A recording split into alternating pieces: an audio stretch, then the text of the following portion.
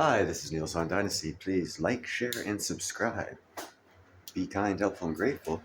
And buy some silver and some platinum because you will like the end result of that one. But that's not what this is about.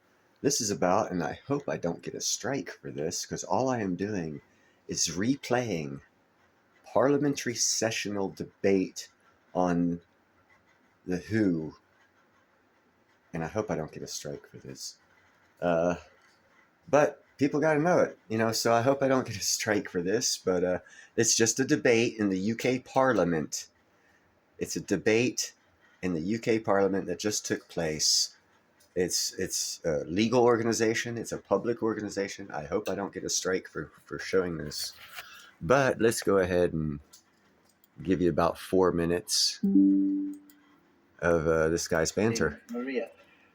I'm really grateful to the Honourable Member for Lancaster and Fleetwood for moving the motion and also for agreeing to the debate in her role chairing the Petitions Committee. It's very much appreciated. I'd also like to thank the 116,391 people who signed this petition, including 189 of my Shipley constituents, which helped to secure this important debate today. Now, in preparing for today's debate, and the Honourable Member mentioned this in her opening remarks, I look back at the contributions heard in April when another petition on this topic was debated here in Westminster Hall. I have to say I was disappointed by some of the rhetoric there when valid concerns were dismissed as an overreaction and hysteria. It's clear that this is, quite rightly, in my opinion, an important issue for the public.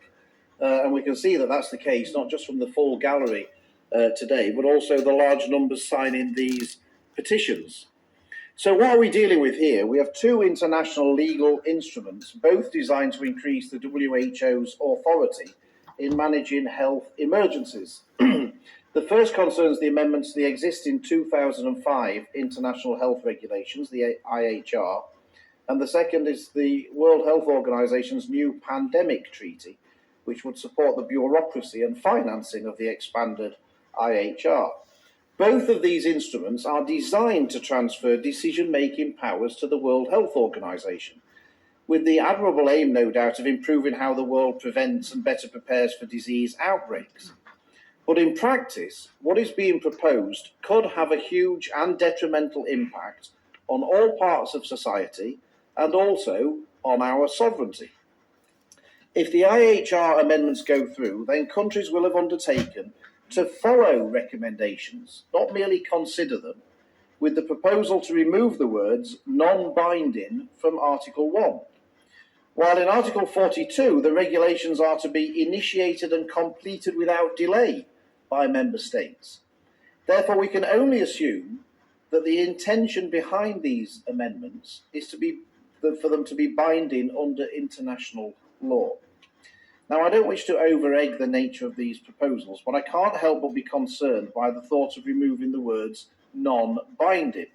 There is much that would suspend fundamental human and bioethical rights in the existing IHR, such as requirements for vaccinations, medical examinations, and implementing quarantine or other health measures for suspect persons.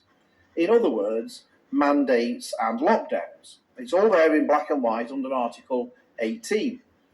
I think we may have become only too mindful of the harms of lockdowns, and I'm sure members will be aware of the latest findings published by the Centre for Social Justice about the harms caused by lockdowns, not to mention the non-existent science used to enforce wearing a face mask, which the COVID inquiry has also uncovered the fact that was based on absolutely no science whatsoever. Going back to the debate in April, we were told by the then Minister that this is simply not the case, that the instrument will undermine UK sovereignty and give the World Health Organization powers over national public health measures. I really think it's worth revisiting this because I'm really not clear how national and parliamentary sovereignty can be upheld if these proposals are agreed. I would draw attention to the draft new Article 13A, which calls for member states to undertake to follow World Health Organization recommendations and recognise the World Health Organization not as an organisation under the control of countries, but rather as the coordinating authority of international public health response during public health emergency of international concern. Of course I'll give way. Does my honourable friend share my concern about the lack of accountability? We're having a very extensive and very public examination of the response of the government here to COVID, but there is no comparable examination of the very important decisions and advice that the WHO offered to the whole world and probably had more influence. Well, my right honourable friend is, as ever, absolutely right, and we should all be concerned. We should all be concerned about that, and we should be concerned that we don't end up having fall into the same problems as we've had in the past and being in a position where there's nothing we can do about it. We're sleepwalking into a disaster. We're talking about a top-down approach to global public health, hardwired into international law.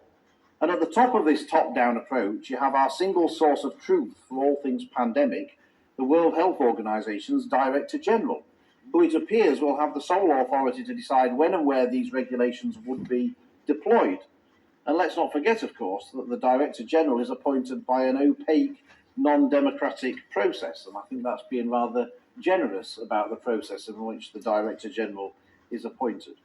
Rather worryingly, in the response to this petition, the government has said that they are supporting the process of agreeing targeted amendments of the IHR as a means of strengthening preparedness for and response to future health emergencies, including through increasing compliance and implementation of the IHR. They've also previously said that they support a new international legally binding instrument. It certainly sounds like a threat to parliamentary sovereignty to me, and I would like the Minister to commit today to laying these plans before Parliament so they can be properly debated and, if I had my way, robustly rejected. Well, it takes them about a decade. Nah, it only took him a couple of years. I like what he said about the face masks thing. It's about time people realized there was no science behind that. It was all a submissiveness to comply with bullcrap that one individual told the world to do. And everyone bowed the knee and did it. Well, not everyone. Not my subscribers. Anyhow, some cool stuff to come in 2024. Stay tuned. Talk to you later.